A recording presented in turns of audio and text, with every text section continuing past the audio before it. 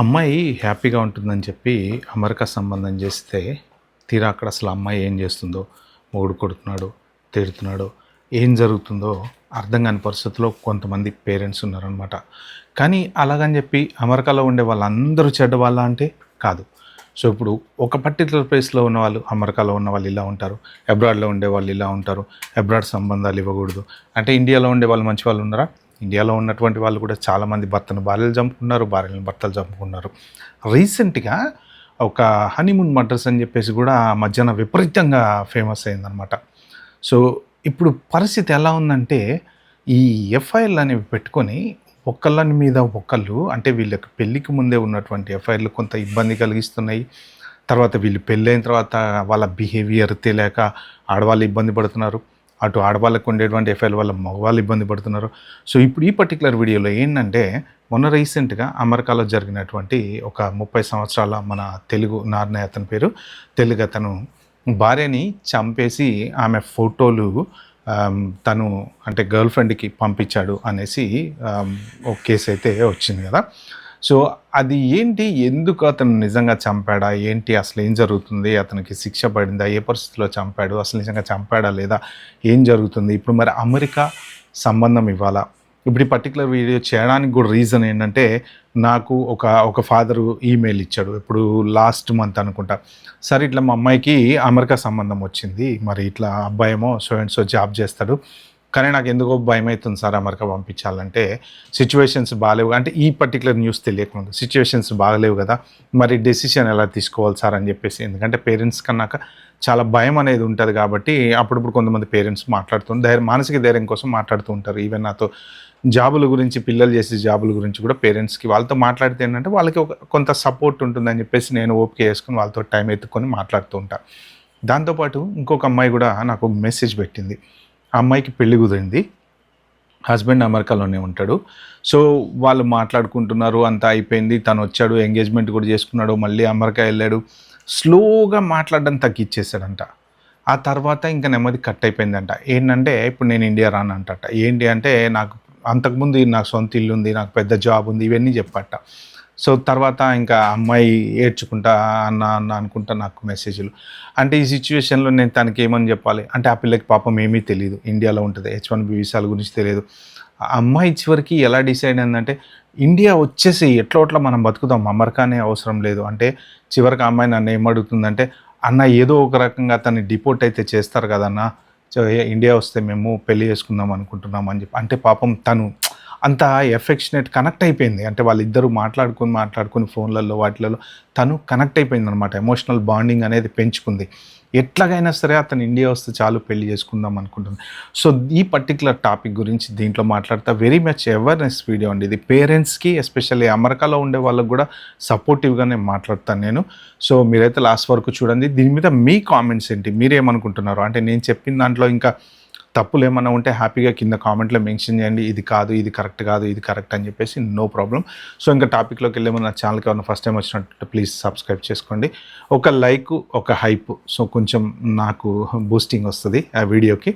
So ఇంకా first of all ఒక 2 కేసుల గురించి నాకు తెలిసిన వాటి గురించి చెప్తా. రీసెంట్గా జరిగిన ఈ తెలుగు అతను ఇది ఏంటంటే యాక్చువల్గా కింద దాని లింక్ మీకు డిస్క్రిప్షన్లో పెడతా, మీరు కూడా వెళ్ళి చూసుకోవచ్చు. సో ఒకరోజు ఇతను పోలీసులకు ఫోన్ చేశాడు, అపార్ట్మెంట్కి పోలీసులు వచ్చారు. పోలీసులకు ఫోన్ చేసి బాత్రూమ్ డోర్ లాక్ చేసింది, అందులో నా వైఫ్ ఉంది, తలుపు తీయట్లేదు అని చెప్పేసి పోలీసులకు ఫోన్ చేస్తే పోలీసులు రావటం, చెక్ చేసిన తర్వాత ఆ బాత్రూమ్ తలుపు ఎంతసేపటికి రాకపోతే ఆబ్వియస్లీ వాళ్ళు పగలగొట్టేసి తీసిన తర్వాత చూస్తే అమ్మాయి చనిపోవడమో లేకపోతే హాస్పిటల్కి తీసుకెళ్ళిన తర్వాత చావు బతుకులో ఉండడమో ఇవన్నీ తెలిసిన తర్వాత అక్కడికి వెళ్ళిన తర్వాత ఆ అమ్మాయి చనిపోయిందని డిక్లేర్ చేశారు. హస్బెండ్ ఏమో నేను ఇలా బయటికి వెళ్ళి వచ్చేలోపు ఇలా జరిగింది అని చెప్పి తను బాధపడుతూ సో చెప్పాడనమాట. పోలీసులు ఏంటంటే మొత్తం సీసీటీవీ అవి అన్నీ అబ్జర్వ్ చేస్తే వాళ్ళకి ఎక్కడ క్లూ దొరకలేదు, అంటే ఇంట్లోకి అయితే ఎవరు రాలేదనమాట. సో ఆ తర్వాత ఒక 1 డేకో 2 డేస్కో ఈ ఇన్స్పెక్షన్ ఈ రిపోర్ట్స్ వస్తాయి కదా మన ఇన్వెస్టిగేషన్ సంబంధించినవి కొన్ని reports, at the same time forensic reports, at the same time వాళ్ళ పోస్ట్ మార్టం రిపోర్ట్స్, ఇవన్నీ కంక్లూడ్ చేసుకున్న తర్వాత పోస్ట్ మార్టం రిపోర్ట్స్ డాక్టర్స్ ఏం చెప్పారంటే స్ట్రాంగిల్డ్ అయి చనిపోయింది. అంటే చనిపోయే ముందు తను అవస్థ పడుతూ చనిపోయింది. జనరల్గా స్ట్రాంగిల్డ్ అంటే వేరే ఊరు వేసుకున్నప్పుడు అలాంటి వేసుకున్నప్పుడు కొంత అవస్థ పడుతూ చనిపోతూ ఉంటారు కదా, అలాగా తను సింపుల్గా చనిపోలేదు, చాలా అవస్థ పడుతూ చనిపోయింది అని చెప్పేసి స్టిల్ వాళ్ళు అవన్నీ పోస్ట్ మార్టంలో అవన్నీ తెలుస్తాయి కదా, ఎలా ఏంటి ఏం జరిగింది అనేది బ్లడ్ టెస్ట్లు అవన్నీ చేస్తారు. దాంతోపాటు ఏంటంటే వీళ్ళకి అతని ఫోన్ చెక్ చేస్తే అర్థమైంది ఏంటంటే అతనికి ఒక గర్ల్ ఫ్రెండ్ ఉంది, అతను కొన్ని సంవత్సరాల నుంచి గర్ల్ ఫ్రెండ్ని మెయింటైన్ చేస్తున్నాడు. సో ఈ ఫోటో కూడా ఆమెకు పంపించాడు. ఇది జరిగిన రోజున, ఇన్సిడెంట్ జరిగిన రోజున ఆమెతోటి కంటిన్యూస్గా టచ్లో ఉన్నాడు. సో తర్వాత తెలిసింది ఏంటయ్యా అంటే ఇది ఎప్పటి నుంచో ఉన్నటువంటి ఎఫ్ఐఆర్ఏ. సో ఆమె వీళ్ళ పెళ్ళికి కూడా వచ్చిందట. సో ఆ గర్ల్ ఫ్రెండ్ ఎవరైతే ఉందో ఇదంతా తెలిసి కూడా ఆమెని అతను పెళ్లి చేసుకున్నాడు. ఎఫ్ఐఆర్ ఉండి కూడా పెళ్లి చేసుకున్నాడు. పెళ్లి చేసుకున్న తర్వాత అమెరికా వచ్చిన తర్వాత సో వీళ్ళకి అనుమానం ఎక్కడ మొదలైంది అంటే వాళ్ళిద్దరికి, వైఫ్కి హస్బెండ్కి జరిగినటువంటి సంభాషణ ఏదైతే ఫోన్లో ఉందో, రోజు స్మూతీలని అవన్నీ డ్రింక్స్ చేసుకుంటూ ఉంటారు కదా, ఇవాళ ఈ స్మూతీ సంథింగ్ బిట్టర్ ఫీలింగ్ వస్తుంది, ఎప్పుడు ఇంత టేస్ట్ రాలేదు, ఎందుకు ఇంత టేస్ట్ వరస్ట్గా ఉంది, ఇవాళ రెగ్యులర్గా చేసుకుంటూనే ఉంటాం కదా అని చెప్పేసి ఆమె అతనికి మెసేజ్ పెట్టడంతో వీటన్నిటిని సో మొత్తానికి అన్నీ చెక్ చేసుకున్న తర్వాత ఇంకా వాళ్ళ ఇన్వెస్టిగేషన్ ప్యాటర్న్స్ అనేవి వాళ్ళకు ఉంటాయి కదా. సో దాంతో ఏంటంటే అతనికి ప్రస్తుతానికి $5 million worth of bond, bail bond. So తర్వాత అతనైతే హత్య చేశాడు అని అయితే ఖరారు చేశారని చెప్పి అయితే న్యూస్లో ఉంది. బట్ దాంతోపాటు ఏంటంటే అతను ఈజ్ నాట్ ప్లీడెడ్ గిల్టీ. జనరల్గా అడుగుతూ ఉంటారు కదండి జడ్జిలు, ఏంటంటే ఈ నేరం నువ్వు చేసావని చెప్పి మేమైతే ఒప్పుకుంటున్నాము, ప్రాసిక్యూషన్ వాదనతోని కోర్టు అంగీకరిస్తుంది, మరి నువ్వు ఒప్పుకుంటున్నావా అని అడుగుతారు. అంటే వాళ్ళు కన్ఫర్మ్ చేయరు, నువ్వు చేసేసావు అని అన్నారనమాట. వాళ్ళ వైపు వాదనలు వాళ్ళు చెప్తారంటే ఈ కేసు అని కాదు, జనరల్గా. సో అడుగుతారు, ఫైనల్గా కంక్లూడ్ చేయమని అడుగుతారు, నువ్వేమనుకుంటున్నావు, నువ్వు ఒప్పుకుంటున్నావా అంటే అతను మాత్రం still I'm not pleaded guilty అనే చెప్తున్నాడు. బట్ ఇంకా ఇది మరి ఏం జరుగుతుంది, కోర్టు ఎలా శిక్ష విధిస్తుంది, మోస్ట్ ప్రాబబ్లీ అంటే సోషల్ మీడియా న్యూస్ ప్రకారమే ఇతనికి జీవితకైతే పడచ్చు అనేసి అంటున్నారనమాట.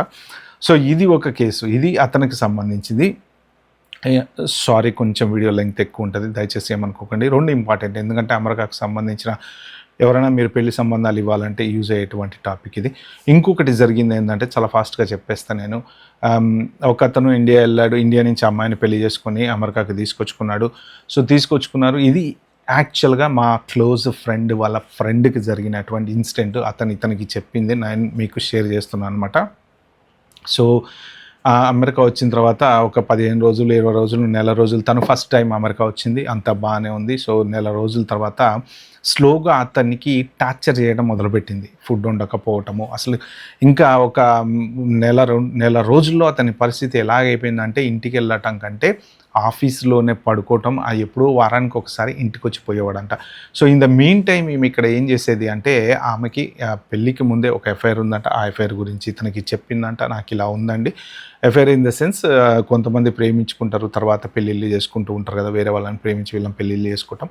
అలాగంటే జనరల్గా సరేలే పెళ్ళైన తర్వాత అన్నీ మర్చిపోతారు కదా అని అనుకుంటారు కదా. సో ఇతను కూడా దయాదోదయంతో ఒప్పుకున్నాడు, ఏం ప్రాబ్లం లేదులే, నో ప్రాబ్లం, ఇట్స్ ఓకే అని అన్నాడు, ఒప్పుకున్నారు. ఆ అమ్మాయి అమెరికా వచ్చిన తర్వాత ఇతన్ని టార్చర్ చేయటం మొదలుపెట్టి, సో రోజు ఆమె పని ఏంటి అంటే లేవటం, ఇండియాలో ఉన్నటువంటి అతనితోటి చాటింగ్ చేయటం. సో ఇది చాలా రోజుల క్రితం జరిగిందంటే, రీసెంట్ సంఘటన కాదు, మోస్ట్ ప్రాబబ్లీ ఇది ఒక 5-6 ఏళ్ళ క్రితమైన జరుగుండొచ్చు, జస్ట్ ఎగ్జాంపుల్కి షేర్ చేసుకుంటున్నా. అలాగా చివరికి ఆమె విడాకుల కోసం అడిగినప్పుడు అతను ఏమన్నాడంటే ఇండియా వెళ్దాం, ఇండియా వెళ్ళి పేరెంట్స్ ముందు కూర్చొని నీకు ఎలా కావాలంటే అలాగా నేను విడాకులు ఇచ్చేస్తాను, నో ప్రాబ్లం, మీ డబ్బులు గిబ్బులు అన్నీ ఏదైనా సరే సెటిల్ చేసేస్తా, సో ఇంక ఇక్కడితో వదిలేద్దాం, ఇండియా పోదాం రా అంటే నేను రాను ఇండియా.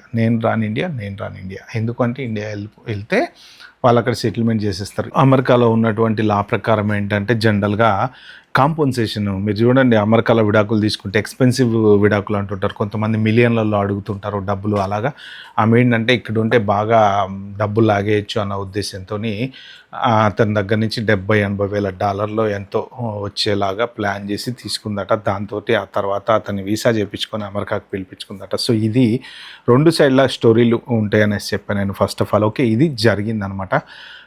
బట్ ఇప్పుడు ఫస్ట్ జరిగిన దాంట్లో ఆమెని చంపడం అనేది అస్సలు చాలా బాధాకరం. ఎందుకు అంటే ఎఫ్ఐఆర్ ఉన్నప్పుడు ఫస్ట్ పెళ్లి చేసుకోవడం అనేది తప్పు.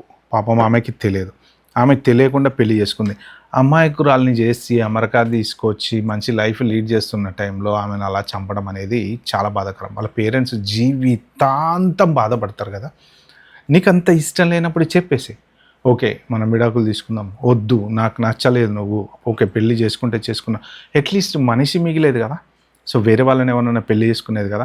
పెళ్లి పెటకు లేకపోయినా కనీసం తల్లిదండ్రుల దగ్గర సంతోషంగా ఉండేది కదా. ఇప్పుడు ఆ మనిషిని చంపడం వల్ల ఏమొచ్చింది? ఎంత అన్యాయం. జీవితాంతం ఇతనికి ఒకవేళ అది కనుక నిర్ధారిస్తే కనుక వాళ్ళు పోలీసు వాళ్ళు జీవితాంతం జైల్లో ఉంటావు. నువ్వు సాధించింది ఏంటి? అవతల పక్కని గర్ల్ ఫ్రెండ్ సాధించింది ఏంటి? ఏం లేదు కదా. ఇప్పుడు ఒక సంబంధం, ఇప్పుడు ఆ పిల్ల తల్లిదండ్రులనే తీసుకుందాం ఫర్ ఎగ్జాంపుల్. అమెరికా సంబంధం కుదిరింది, అమ్మాయిని అమెరికా పంపిస్తున్నారు అనుకున్నప్పుడు వాళ్ళు జాబ్ చూస్తారు, చుట్టాలో కాదో చూస్తారు, తెలిసిన వాళ్ళు కాదో చూస్తారు, లేకపోతే మంచి అబ్బాయి కాదో చూస్తారు, ఒక నలుగురిని అడుగుతారు, ఎంక్వైరీ చేసుకుంటారు, అన్నీ చేసుకుంటారు. ఎన్ని చేసినా మెంటాలిటీ అనేది ఉంటుంది చూసారండి, మనిషి మనస్తత్వం అనేది ఉంటుంది చూసారా, దాన్ని మనం పసిగట్టలేం. ఓకే, ఇప్పుడు మంచి ఫ్యామిలీలో వచ్చిన కుర్రోడు మంచోడు అయ్యి ఉండాలి, సైకో అయ్యి ఉండొచ్చు, డిఫరెంట్ మెంటాలిటీ ఉండొచ్చు, చెప్పలేం. అన్నీ బాగానే ఉంటాయి, ఫ్యామిలీ బాగుంటుంది, అన్నీ బాగుంటుంది, వాళ్ళ పుట్టుపూర్వత్రాలు అన్నీ బాగుంటాయి, కానీ వాడి మెంటాలిటీని మనం గెస్ చేయలేం. ఇది సేమ్, రెండు పక్కల సేమ్, అమ్మాయి అయినా అంతే, అబ్బాయి అయినా అంతే. సో అమ్మాయి కూడా అంతే, ఒక అత్తగారింటికి వెళ్ళిన తర్వాత అంటూ ఉంటారు కదా, అరే మొత్తం అందరినీ దారిలో పెట్టేసింది, అందరినీ గుప్పెట్లో పెట్టేసుకుంది, అత్తని అల్లుడిని దూరం చేయాలి, మన అత్తని ఉన్న కొడుకుని దూరం చేసింది. అన్ని వైపులు ఉన్నాయి. ఇటు అబ్బాయికి ఎన్ని ఉన్నాయో పాజిటివ్ నెగిటివ్ పాయింట్స్, అమ్మాయికి కూడా నెగిటివ్ పాయింట్స్ అన్నీ ఉన్నాయి. కాకపోతే ఇప్పుడు ఒక్క సమస్య ఎక్కడ వస్తుందంటే, అమెరికాలో చాలామంది ఉన్నారు, వెళ్ళి సెటిల్ అయినటువంటి వాళ్ళు కొన్ని లక్షల మంది ఉన్నారు మన వాళ్ళు. సో మరి అందరూ ఇలాంటి వాళ్ళ అంటే కాదు. ఎందుకు అవుతారు చెప్పండి? కష్టపడి జాబ్ చేసుకుంటా మంచి హ్యాపీ లైఫ్ లీడ్ చేసుకుంటా పెళ్ళి చేసుకుందాం అనుకునే వాళ్ళు చాలామంది ఉన్నారు కదా. మరి ఇలాంటి వీళ్ళు చేసినటువంటి పనుల వలన రేపు పొద్దున వాళ్ళకి పెళ్ళిళ్ళు అవ్వాలంటే, అమెరికాకి అమ్మాయిని పంపించాలంటే తల్లిదండ్రులు ఎంత ఆలోచిస్తారు చెప్పండి? ఆలోచిస్తారు కదా. సో అందరూ అలాంటి వాళ్ళు ఉండరు. ఇప్పుడు చాలామంది మన వాళ్ళు అక్కడ వెళ్ళి పిల్లల్ని అక్కడే కన్నారు కదా, ఆ పెరిగినటువంటి పిల్లలు యుఎస్ పాస్పోర్ట్ హోల్డర్స్ కూడా స్టిల్ చాలామంది అబ్రాడ్లో పుట్టినటువంటి పిల్లలు పండగలు వస్తే చక్కగా ఓణీలు కట్టుకోవటము, మంచి డ్రెస్సులు వేసుకోవటము, సంగీతం నేర్చుకోవటము, భరతనాట్యాలు నేర్చుకోవటము, మన ఇండియన్ ట్రెడిషన్ని, అంటే ఎవరో ఒక 5-10% వెస్ట్రన్ కల్చర్లో ఉంటారులేండి, వాళ్ళని వదిలేద్దాం మనం. కానీ ఆల్మోస్ట్ 90% పిల్లలని మన పద్ధతిలోనే పెంచుతున్నారు. కాకపోతే ఏంటంటే వాళ్ళకి కొంత ఇండిపెండెన్స్ అనేది ఎక్కువ ఉంటుంది కాబట్టి వాళ్ళ ఆలోచన విధానం కొంత అక్కడ పుట్టి అక్కడ పెరిగిన వాళ్ళ ఆలోచన విధానం డిఫరెంట్ ఉంటుంది. అది స్టిల్ పేరెంట్స్ చెప్పినట్టు వినే అమ్మాయిలు అబ్బాయిలు చాలామంది ఉన్నారు. సో ఇప్పటికి మన ఒక ఏజ్ పేరెంట్స్ ఎవరైతే ఉంటారో వాళ్ళు ఏమనుకుంటారో తెలుసా, అబ్బాయికి ఇండియా నుంచే అమ్మాయిని తెచ్చుకుందాం అనుకుంటారు. ఎందుకు అంటే అక్కడ పుట్టి అక్కడ పెరిగిన వాళ్ళకంటే మన ఇండియా నుంచి వచ్చిన అమ్మాయి రెస్పాన్సిబిలిటీగా ఉంటుంది, మంచి అత్తమామ అంటే ఒక ఫ్యామిలీ బాండింగ్ అనేది ఉంటుంది కదండి ఇండియాలో పెరిగినప్పుడు, అది అలా ఎక్స్పెక్ట్ చేస్తారనమాట. ఇలాంటి సిచ్యువేషన్లో మరి ఇప్పుడు వాళ్ళు ఇండియా నుంచి ఎవరైనా ఒక సంబంధం ఉంది అంటే భయపడ ఇప్పుడు చివరికి తెలిసిన వాళ్ళైనా కూడా ఇవ్వాలంటే భయపడుతున్నారు. కానీ అంటే ఇవ్వమని నేనైతే చెప్పను, కానీ నేను చెప్పేది ఏంటంటే అందరూ అలాగా ఉండరు. బట్ ఫైనల్గా అబ్బాయి మెంటాలిటీ అనేది అమ్మాయి మెంటాలిటీ అనేది మనం తెలుసుకోలేము. కేవలం జాతకాలు చూసుకోగలుగుతాము, లేకపోతే వాళ్ళ అమ్మ నాన్న మంచోళ్ళ కాదా చూసుకోగలుగుతాము, లేకపోతే వాళ్ళ చుట్టాలు మంచోళ్ళ కాదా చూసుకోగలుగుతాము, బ్యాంక్ బ్యాలెన్స్ ఎంత ఉందో చూసుకోగలుగుతాము, సొంత ఇల్లుందా చూసుకోగలుగుతాము, ఇవన్నీ చూసుకోగలుగుతాము. కానీ అతని మెంటాలిటీ ఎలా ఉంది అనేది మనం చూసుకోలేం. కొంతమంది బాగుంటారు, తర్వాత 6 నెలలు బాగుంటారు, 1 ఇయర్ బాగుంటారు, 2 ఇయర్స్ బాగుంటారు, తర్వాత మొదలవుతుంది వాళ్ళకి ఏమో ఏ ఇన్సిడెంట్లో ఎప్పుడు ఎక్కడ ఎవరి మెంటాలిటీ ఎలాగ మారుతుంది అనేది మనం అస్సలు చెప్పలేమండి. సో కాబట్టి ఏంటంటే వీలైనంత వరకు, అంటే ఇప్పుడు అమెరికా మీరు పంపించద్దు, అమెరికా సంబంధాలు ఇవ్వద్దు అని నేను చెప్పను. మరి వాళ్ళ పెళ్ళి ఎట్లా అవుతాయని పాపం ఎంతమంది F1 స్టూడెంట్లు ఉండి చదువుకున్న వాళ్ళు ఉన్నారు, వాళ్ళు పెళ్ళిళ్ళు చేసుకోవాలి కదా. సో అందరూ అలాంటి బ్యాడ్ బిహేవియర్ ఉన్న వాళ్ళే ఉంటారు కదా, ఉంటే ఒక 10-20% ఉంటారు. మనం ఎలా అంటే ఎంక్వైరీ చేసుకొని చక్కగా వీసా ఉందా లేదా, ఓకే జాబ్ ఉందా లేదా, ఏ కంపెనీలో జాబ్ చేస్తున్నాడు, సో ఇలాగ తెలుసుకొని ఇవ్వటం తప్ప మనిషి మెంటాలిటీని తెలుసుకొని అయితే ఇవ్వలేము. ఇటు అమ్మాయిని చేసుకునే వాళ్ళైనా సరే ఈ అమ్మాయి మెంటాలిటీ తెలియకుండానే చేసుకుంటారు. మిమ్మల్ని చూస్తారు, మీ ఆస్తులు చూస్తారు, మీరు అన్నీ చూస్తారు, మీరు ఏ నగలు పెడతారో చూస్తారు, ఇవన్నీ చూస్తారు. కానీ ఆ అమ్మాయి ఎలా పెరిగింది, ఇప్పుడు అమ్మాయిలు కూడా ఎంత గారాబంగా పెరుగుతున్నారంటే చిన్న మాట అంటే తట్టుకోలేరు, అస్సలు తట్టుకోలేరు. ఇట్లా మొత్తం ఇల్లు పీకి పందిరేస్తారనమాట. అలాంటి పరిస్థితుల్లో పెరుగుతున్నారు. ఏంటి అంటే ఇక ఇంతకుముందు జనాల మధ్యలో పెరిగే వాళ్ళు ఇప్పుడు సింగిల్గా పెరుగుతున్నారు కాబట్టి వాళ్ళకి అసలు ఏం చెప్పే పరిస్థితి కూడా లేదు. మరి అలాంటి అమ్మాయి ఒక మంచి పెద్ద కుటుంబంలోకి వెళ్ళినప్పుడు అక్కడ ఎలా అడ్జస్ట్ అవుతుంది? సో పాజిటివ్ నెగిటివ్స్ రెండు వైపులా ఉన్నాయి. కాకపోతే నేను అనేది ఏంటంటే ఇట్లా అమెరికాలో ఇన్ని ఇన్సిడెంట్స్ జరిగినాయి కదా అని చెప్పేసి మన అమ్మాయి అక్కడ సుఖంగా ఉండదు అని అయితే అనుకోకూడదని నేను అనుకుంటున్నా. But end of the day పిల్ల తల్లిదండ్రులు వాళ్ళ ఆలోచనలు వాళ్ళకు ఉంటాయి కాబట్టి సో జాగ్రత్తగా చూసుకోండి. ఎవరైనా సరే కొంచెం తెలుసుకోండి, ఎక్కువ ఎంక్వైరీ చేయండి. ఒకటి గుర్తుపెట్టుకోండి, చాలామంది ఇప్పుడు ఏంటంటే అమెరికాలోనే పెళ్ళిళ్ళు చేసుకుంటారు. అమ్మాయి అక్కడే ఉండి అబ్బాయి అక్కడే ఉండి వాళ్ళకి తెలిసి ఉండుంటే ఓకే. కానీ వీలైతే అమెరికా సంబంధాలు ఏమైనా ఉంటే ఫస్ట్ వీసాలు, జాబులు ఇవన్నీ తెలుసుకోండి. ఎందుకంటే ఎవరి జాబు ఎప్పుడు పోతుందో తెలీదు. ఇప్పుడు ఇందాక నేను చెప్పినటువంటి ఒక అమ్మాయి నాకు పెట్టినటువంటి మెసేజ్లో అతను అన్నీ బాగున్నాయి నాకని చెప్తేనే పెళ్ళికి ఒప్పుకున్నారు. ఎమోషనల్గా కనెక్ట్ అయింది. ఇప్పుడు అతను నేను రానంటాడు. ఎందుకు అంటే వీసా లేదు, వీసా రివోక్ అయిందో, H1B ఎక్స్టెన్షన్ లేదో, ఇంకోటో. ఇండియా వస్తే వెనక్కి రాలేడు.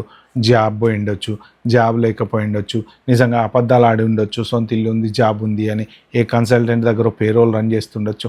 ఆ ఫ్యామిలీకి ఏం తెలుస్తాయండి ఇవన్నీ? ఈ డ్రామాలన్నీ వాళ్ళకి తెలియవు కదా పాపం. ఏం చెక్ చేసుకోగలుగుతారు చెప్పండి? వాళ్ళే ఇంతకైతే మ్యాక్సిమం అంటే ఓ పే స్లిప్లు పంపించమంటాడు. ఏముంది పే స్లిప్లు ఆన్లైన్ తయారు చేసి పంపించడం ఎంతసేపు? బ్యాంక్ స్టేట్మెంట్లు వాళ్ళకి అన్నీ వెరిఫై. ఇండియాలో ఉండే వాళ్ళకి అంత నాలెడ్జ్ ఉంటుందా చెప్పండి? ఉండదు కదా. సో ఎవరన్నా అమెరికాలో ఉండే వాళ్ళకు ఫోన్ చేసి తన గురించి తెలుసుకో అని అంటే తెలుసుకోవటం తప్ప జనరల్ సంబంధాలు వస్తే ఎవరు తెలుసుకోలేరు. ఓకే. సో కానీ అమెరికాలో ఉండేవాళ్ళు ఇలాంటి ఇన్సిడెంట్స్ వల్ల అందరూ మంచి వాళ్ళు కాదు. అమెరికాని కాదండి, అబ్రాడ్ చెప్తున్నా, టోటల్గా అబ్రాడ్, వేరే ఏ దేశమైనా సరే. ఓకే. ఇలాంటి జరిగేటువంటి ఒక 3-4 ఇన్సిడెంట్స్ వల్ల అమెరికాలో ఉండే వాళ్ళు అందరూ మంచి వాళ్ళు కాదు, మా సంబంధం ఇవ్వాలంటే భయం అనుకోవటం అయితే కరెక్ట్ కాదు. ఎందుకు అంటే ఇండియాలో కూడా ఇలాంటివి పొద్దున లేస్తే కుప్పలు తెప్పలుగా జరుగుతున్నాయి. రీసెంట్గా జరిగింది కదా, తీసుకుపోయి నీళ్ళల్లో టపుక్కని దోసి పడేశారు. తర్వాత ఎవరినో కొండ మీదకి తీసుకెళ్ళి టపక్కని దోసేసింది ఆమె, హనీమూన్ అంటారంట. ఓకే. సో ఇలాగా ఏంటంటే వాళ్ళకు కూడా ఎఫ్ఐఆర్లే, వీటన్నిటి కారణం కూడా అవే. సో అవి ఇండియాలో కూడా జరుగుతున్నాయి, ఇక్కడ జరుగుతున్నాయి. సో రకరకాలుగా మొన్న ఎవరు ఒక ఆమె బాత్రూమ్ లిక్విడ్ తాగిపిచ్చేసి చంపేసిందట మొగుడిని. సో ఉన్నాయి, రకరకాలుగా ఉన్నాయి, చెప్పలేము. ఈ దేశంలో ఉన్న వాళ్ళు ఇలా ఉంటారు, ఆ దేశంలో ఉన్న వాళ్ళు అలా ఉంటారు అని అయితే మనం చెప్పలేము. అది మనిషి మనస్తత్వాన్ని, మెంటాలిటీని బట్టి ఉంటుంది అనేది చెప్పేది నా ఉద్దేశం అనమాట. ఓకే ఫ్రెండ్స్, నేను చెప్పిన దాంట్లో కనుక మీకు ఏదన్నా పాయింట్ కరెక్ట్ కాదు అని అనిపిస్తే మీరు హ్యాపీగా కింద కామెంట్లో అయితే మెన్షన్ చేయండి. అవేర్నెస్ కోసం ఒక 4 ఈ వీడియో అయితే షేర్ చేయండి. Thank you so much. Bye, have good day.